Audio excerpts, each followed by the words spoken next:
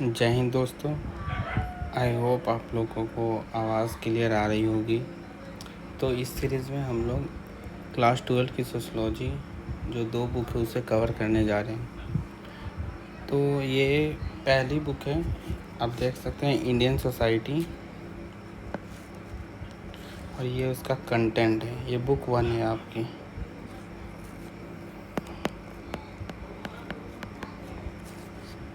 ये उसके कंटेंट है, इसे पे देखते हैं। तो जैसा कि आप देख रहे हैं, इसमें टोटल 7 चैप्टर्स हैं। तो मैं पहले ही बता दूं, जो चैप्टर 1 है, जो चैप्टर 7 है, इसका सीबीएसई में वेटेज नहीं है। मतलब जो आपकी एग्ज़ाम होगी 80 मार्क्स की, उसमें इससे क्वेश्चन नहीं पूछे जाएंगे, एक भी नंबर के क्वेश्चन नहीं पूछे जाएंगे। तो मैं इसके सामने आपको 0 लिख दे रहा हूँ। एक सेकेंड, थोड़ा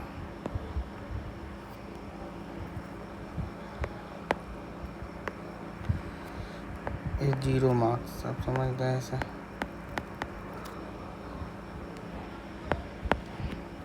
तो अब बचा आपके पास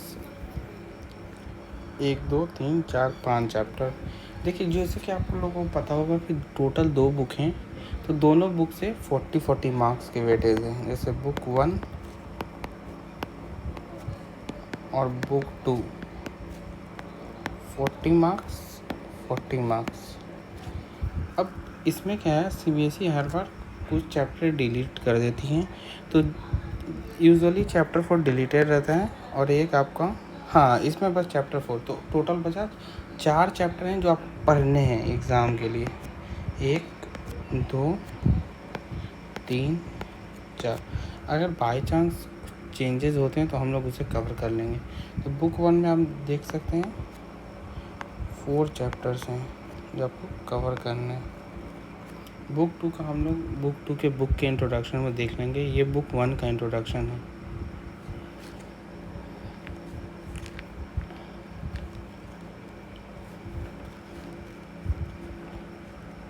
एक चीज़ और इसमें, जैसे कि मैंने बताया कि पहला दूसरा चैप्टर, जो पहला और लास्ट चैप्टर में वेटेज नहीं है, जो बाकी सारे चैप्टर्स उसमें सारे 10 मार्क्स का वेटेज है सारे चैप्टर।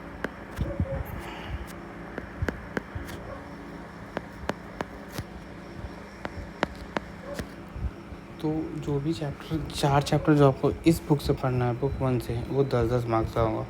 लेकिन फिर भी जो हम लोग जो चैप्टर 1 है वो इंट्रोडक्शन टाइप का है, वो जनरल इंट्रोडक्शन है सोशलॉजी का। तो अगर हम ये बस 1-2 मिनट में अगर देख लेते हैं तो फ़ायदा है। हालांकि इससे क्वेश्चन बिल्कुल नहीं पूछे जाएंगे। तो हम लोग इंट्रोडक्शन देख लेते हैं। चलिए,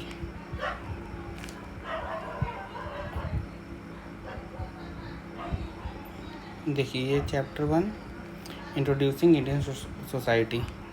जैसा कि मैंने बताया, इससे एक भी क्वेश्चन नहीं पूछे जाएंगे। बहुत शॉर्ट सा 2 मिनट लगेगा, हम लोग इसे कवर करने जा रहे हैं। पहले ये क्या बताता, आपको सोशलॉजी के बारे में बताता। जैसे कि मैंने बताया इंट्रोडक्शन है। तो जैसे कि आप लोग को पता ही होगा सोशलॉजी क्या है। तो स्टडी ऑफ सोसाइटी, कोई भी पूछे बेसिक टर्म में आप कर सकते हैं, स्टडी ऑफ सोसाइटी। सोसाइटी क्या है? सोसाइटी समाज जो है उसके मेंबर से बनता है। जब समाज में एक आदमी नहीं रह जाता है, एक से ये आदमी को डिनोट कर रहा है, आप ऐसे समझ लें, तो वो समाज बन जाता है। जैसे मैंने यहाँ बनाया है, ये सोसाइटी हो गया। अब जैसे कि मैंने बताया, सोशलॉजी स्टडी ऑफ सोसाइटी है, ठीक। तो इसकी खासियत क्या है, बाकी सब्जेक्ट से ये अलग कैसे हैं? हम सबको समाज की कुछ ना कुछ नॉलेज रहता है। तो ये कह सकते हैं हम कि जो आपकी किताब में भी लिखा है, बुक में, नो वन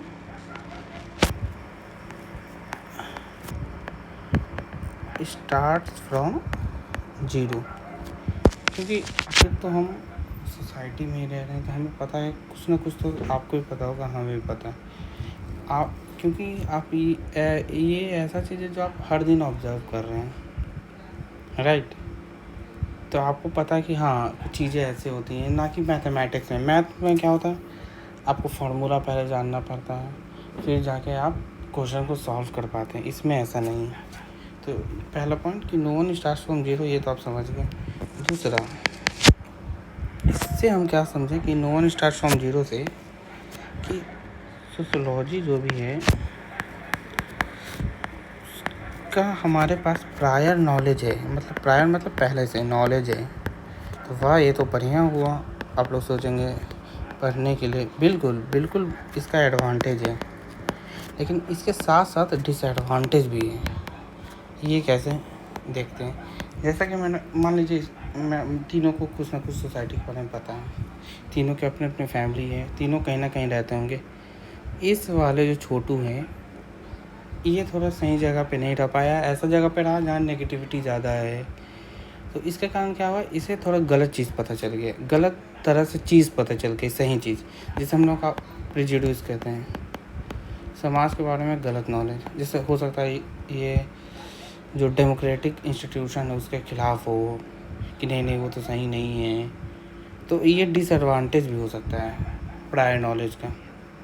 तो ये भी देखेंगे हम आगे जाके कैसे सोशलॉजी हमें मदद करेगा इसको कम करने में, इसको ज़ीरो करने में अल्टीमेटली। सॉल्यूशन, जैसे कि मैंने बताया कि डिसएडवांटेज है थोड़ा, चलिए ठीक है, आखिर उसका सॉल्यूशन क्या है जो सोशलॉजी हमें देता है। इस वर्ड को आप हमेशा याद रखें, आपको हमेशा काम आएगा, वो है सेल्फ। डरे ना वर्ड से, आप एक्सप्लेन में करूँगा। रिफ्लेक्सिविटी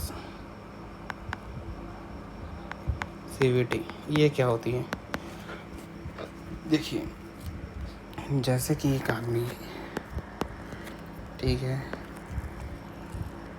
ये आदमी बहुत अकेले रहता है, थोड़ा बहुत खुल मिल के बात नहीं करता है, तो ये इसका इनर वर्ल्ड है, आप समझ लीजिए ये वाला पार्ट, ये आउटर वर्ल्ड है।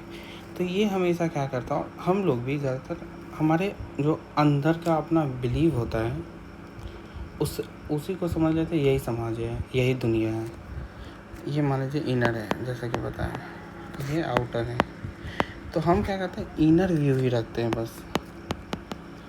नहीं, सेल्फ रिफ्लेक्सिबिलिटी क्या बताता है कि आपको इनर प्लस आउटर दोनों व्यू रखना है। जैसे कि मैंने बताया, ये प्रिजुडिस इसमें कैसे आ गई, ये बहुत छोटा सोचने लगा बहुत। अगर ये और भी लोगों को सोच को अपने विचारों से मिलाता तो इसे पता चलता नहीं नहीं ये गलत है, मैंने कुछ लोगों की बातों को मान के ऐसे कर लिया। तो जैसे कि बताया, सेल्फ रिफ्लेक्सिबिलिटी का मतलब क्या है, इनर प्लस आउटर, आपको दोनों व्यू को लेके चलना। मतलब आप अपने आप को, आपका जो व्यू है ये ठीक है, बट आप अपने आप को जब आप अपने आप को बाहरी रूप से भी जज करें, ये बहुत इंपॉर्टेंट कीवर्ड है और आपको हमेशा सोशलॉजी में मदद आएगी। तीसरा चीज़ जो इसमें है, एक तरह से लास्ट चीज़ भी है, वो है सोशल मैप। जैसा कि मैंने ये डायग्राम बताया, यहाँ तो सोसाइटी को शॉर्ट में बताया 3 लोग हैं, असलियत में तो बहुत लोग हैं। और जो जैसा कि बताया, रियलिटी जो है वो बहुत कॉम्प्लेक्स है। ऐसा नहीं है कि आप जो सोच रहे हैं वो बस लीनियर है, बहुत सारी चीज़ें चलती रहती है। जैसे कि ये एनसीईआरटी में देखिए एग्जांपल दिया, एक आदमी बच्चा है वो यहाँ पे है, जैसे अब अगर वो छोटा बस इनर व्यू रखेगा तो उसे क्या लगेगा कि अच्छा मैं हूँ, मैं यहाँ रहता हूँ, ये मेरा देश है। लेकिन अगर ये बड़ी व्यू रखेगा, जैसे कि इसलिए शायद देखिए एनसीईआरटी ने इसे ऊपर से दिखाया है, आप ऐसे समझ सकते हैं इसे सेल्फ रिफ्लेक्सिबिलिटी का डिमॉन्स्ट्रेशन टाइप का, कि इसने ऊपर से देखा एक तरह से तो इसे पता चला अच्छा इतने सारे चीज़ें फोर्सेस जो है वो लगते हैं एक आदमी पे। देखिए जैसे कि एज बाउंड्री है, रीजनल बाउंड्री है, इकोनॉमिक बाउंड्री है, रिलीजियस बाउंड्री है, कास्ट बाउंड्री है। ऐसा नहीं है कि अगर ये सिर्फ कुछ चीज़ एज्यूम कर ले वही चीज़ काम करती है, बहुत सारी चीज़ें मिलती है तो जो रियलिटी बनती है। तो सोशल मैप जैसा कि आपने उस एग्ज़ाम उसमें देखा, तो इससे हम क्या करते हैं, सोशल मैप क्या है, a wave of social relationship. Social relation किसका, सोशल एनिमल का, ह्यूमन का, सोसाइटी जो फॉर्म करता है। ये जो आप देख रहे होंगे ये लाइनिंग, इसे सोशल रिलेशनशिप बोला गया। वेव मतलब ढेर सारा लग रहा है, ऐसा नहीं कि लीनियर है। तो फिर लीनियर फॉर्म बताता है, लीनियर वे में उसे डिफ़ाइन करता है। तो ठीक है, सोशल मैप बहुत इंपॉर्टेंट चीज़ है और बहुत इंटरकनेक्टेड है रिफ्लेक्सिबिलिटी से।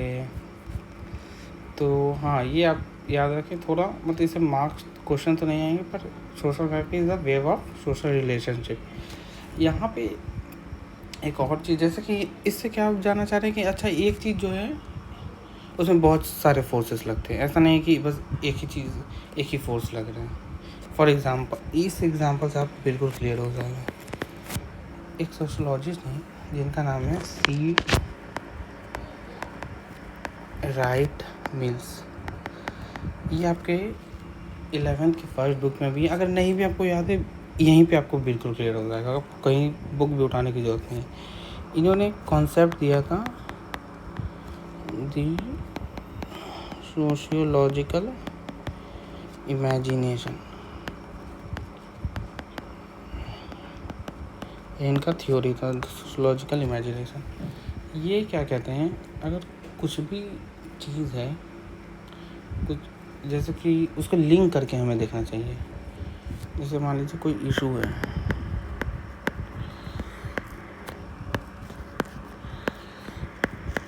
पर्सनल,